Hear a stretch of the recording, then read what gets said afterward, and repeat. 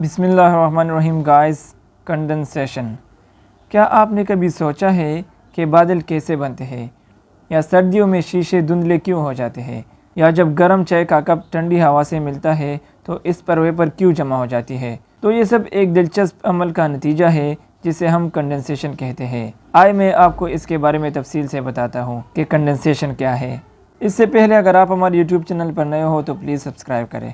Condensation: the process in which gas turns back into a liquid when it is cooled. یہ وہ process ہے جس میں gas convert ہوتا ہے لیکوڈ میں. یہ تب کنورٹ ہوگا جب گیس کول ہو جائے، یعنی ٹھنڈا ہو جائے. ٹھیک ہے. اور when the vapor comes into contact with a cooler surface. یا جب ویپر کسی ٹھنڈی سطح سے ملتی ہے تو وہ ٹھنڈی ہو کر لیکوڈ میں بدل جاتی ہے. مثال کے طور پر اگر آپ پانی کو گرم کر کے ویپرز بنائے اور وہ ویپر کسی ٹھنڈی چیز جسے ٹھنڈا گلاس سے ٹکرائے تو وہ دوبارہ پانی کے قطرے بن جاتی ہے.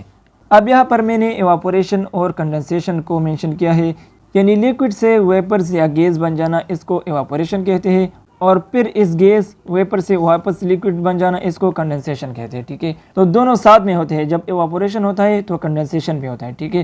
چونکہ ہمارا ٹاپک آج کنڈنسیشن ہے، لیکن تھوڑا سا بریفلی میں ایواپوریشن کو ڈسکس کرتا ہوں کہ ایواپوریشن کیا ہے، کیونکہ دونوں ساتھ میں ہوتے ہیں. ٹھیک ہے. ہم نے اس پر تفصیلی سا لیکچر کل ریکارڈ کیا ہے، آپ پلے لسٹ میں جا کے دیکھ سکتے ہیں. ایواپوریشن وہ پروسیس ہے جس میں لیکوڈ کنورٹ ہوتا ہے گیس میں. ٹھیک ہے. یعنی بخارات میں کنورٹ ہوتا ہے. تو یہ کس طرح کنورٹ ہوتا ہے؟ یعنی جب کسی لیکوڈ کی سطح پر موجود مالیکیولز انرجی حاصل کرتے ہیں تو وہ تیز رفتار کے ساتھ حرکت کرنے لگتے ہیں، اور جو مالیکیولز زیادہ انرجی حاصل کرتے ہیں تو وہ لیکوڈ کی سطح سے نکل کر ہوا میں شامل ہو جاتے ہیں اور یوں وہ گیس کی حالت میں تبدیل ہو جاتے ہیں. آسان الفاظ میں سمجھاتا ہوں. مثال کے طور پر ہمارے پاس ایک برتن ہے. ٹھیک ہے. ہم نے ایک برتن لیا یہاں پر. ٹھیک ہے. اس میں ہمارے پاس واٹر ہے. اوکے. جب ہم اس کے ٹمپریچر کو انکریز کرتے ہیں، ٹھیک ہے، جب ہم ٹمپریچر کو انکریز کرتے ہیں تو لیکوڈ میں جو پارٹیکلز ہوتے ہیں اس کا کائنیٹک انرجی انکریز ہوتا ہے. جیسے ہم ٹمپریچر انکریز کرتے ہیں تو لیکوڈ کے جو پارٹیکلز ہیں اس کے ساتھ کائنیٹک انرجی وہ انکریز ہوتا ہے. ٹھیک ہے. تو جب کائنیٹک انرجی انکریز ہوتا ہے تو اسپیڈ آف پارٹیکلز انکریز ہوتا ہے. ٹھیک ہے.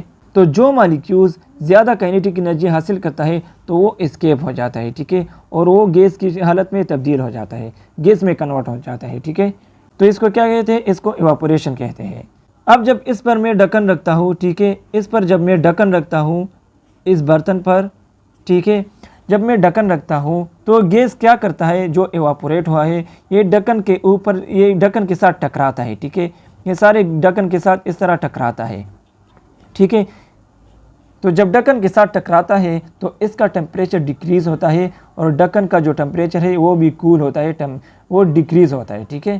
تو یہ گیس کیا کرتا ہے کہ اس ڈھکن کے اوپر یہ ہمیں بخارات ویپرز کی شکل میں نظر آتے ہیں، اور اس کو ہم کنڈنسیشن کہتے ہیں. یعنی لیکوڈ سے گیس بن جانا اس کو ایواپوریشن کہتے ہیں، اور یہ گیس جب دوبارہ ویپرز بن جاتے ہیں اس کو ہم کنڈنسیشن کہتے ہیں. اوکے. آئی ہوپ کہ سمجھ آ گئی ہوگی. تو یہ تھی آج کی لیکچر کنڈنسیشن. انشاءاللہ اگلا لیکچر ہمارا بوائلنگ پوائنٹ پر ہوگا. اگر لیکچر اچھی لگی ہے تو لائک کریں اور چینل کو سبسکرائب کرنا نہ بھولیے. ہمارے ساتھ رہیں، تب تک دی اجازت. اللہ حافظ.